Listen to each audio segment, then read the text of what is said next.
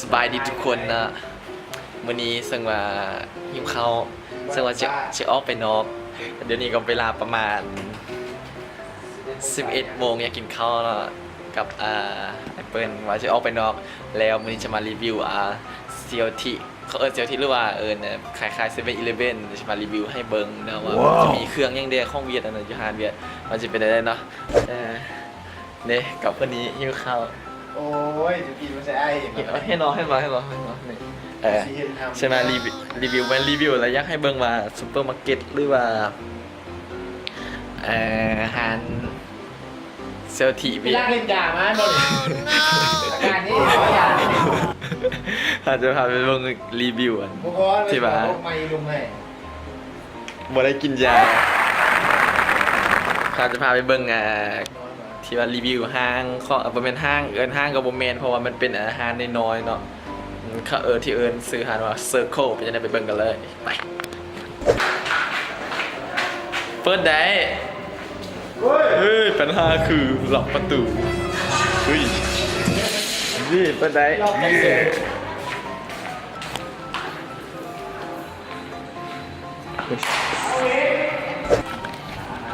จ้ตะกี้สาวเวียดทวงมารอแท้สาวเวียดทวงมา11 โมงกลางคืนเนาะเป็นกลางเวรด้วยเด็กๆส่วนนี้ยังมีคนเวียนมากินน้ำอ้อยน้ำยังเต็มเลย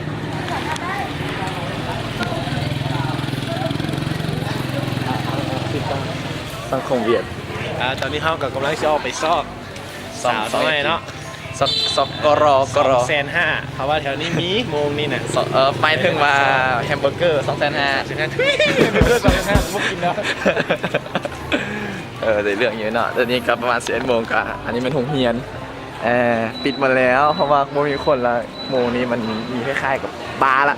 แล้วก็คนซื้อกับมีแต่คนบ้าเท่านั้นออกมาซื้อโมเมนต์ฮานเซอร์โคนี่มันเป็นฮานที่มีหลายสาขาเลยอยู่ในฮานอยมันมีหลายทุกทีทั่วทิพย์ทั่วแดนเนาะแต่ว่ายุ่งเฮียนนี่ก็มี2 สาขาติดนี้ติดห้องเฮียนนี่แหละก็เปิด24 ชั่วโมงนะขายเซเว่นนี่เซอร์โค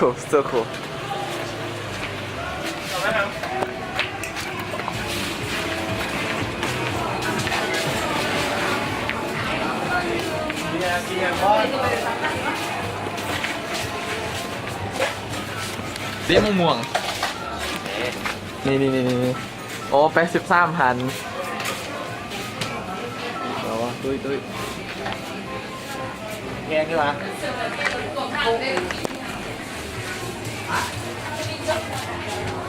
มันก็จะมีโซนห้องข้าวแกงน้อยนี่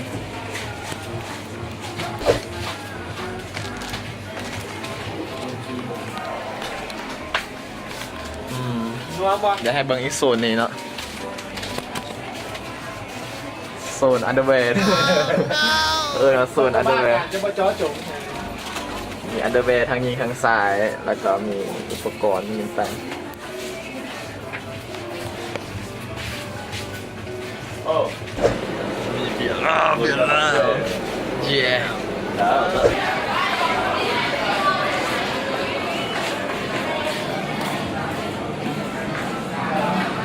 ส่วนว่าส่วนขนมส่วนนำมีโซนมีเนาะของไทยมีไทยอยู่นี่มันหมด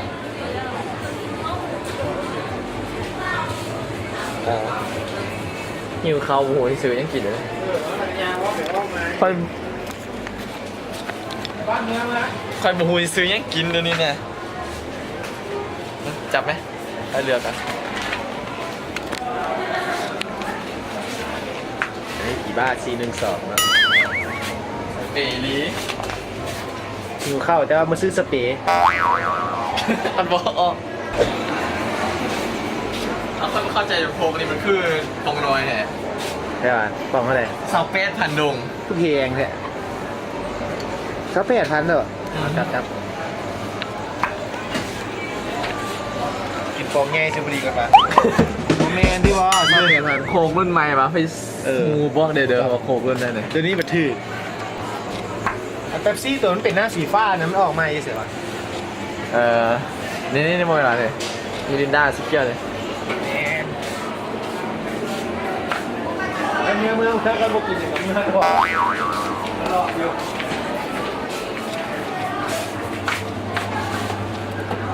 ถ้าเขาบอกเปิดแช่เย็น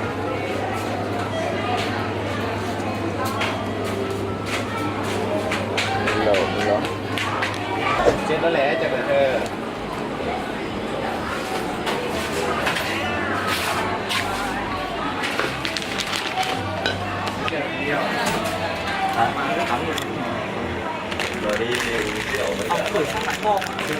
ต้องห้องหัวอะไรก่อนเกมมาวันนี้หัวเกมอ่ะเมื่อเกมวันนี้เนี่ย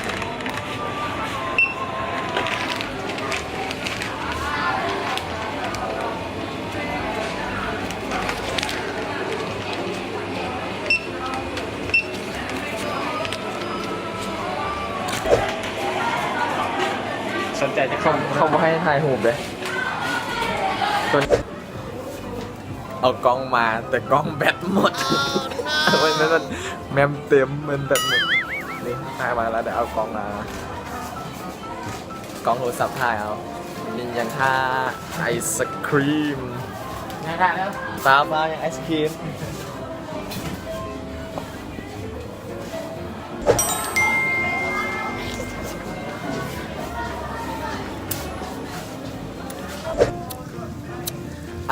เป็นจะได้เนาะก็จบไปแล้วกับการ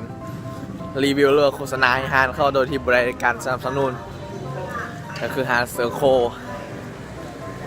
เวียดนามเนาะไปมากับบอแวร์ได้แล้วมันก็มีเครื่องห้องไทยสินค้าไทยหรือสินค้าอย่างต่างๆห้องต่างประเทศมีหมดนอกจากยามาเนาะวันนี้ก็จะเป็นคลิปเดียวกันคือขอบใจไล่ที่เข้ามาเบิ้งให้เข้าเบิ้งขึ้นมาผ่านการที่แบบปัญญาอ่อนมาแล้วเนาะที่ว่าจะได้เบิ้งคลิปนี้จบแล้วจนได้ผ่านการปัญญาอ่อนมาแล้ว โอเคบ๊ายบายฝาก Subscribe เลย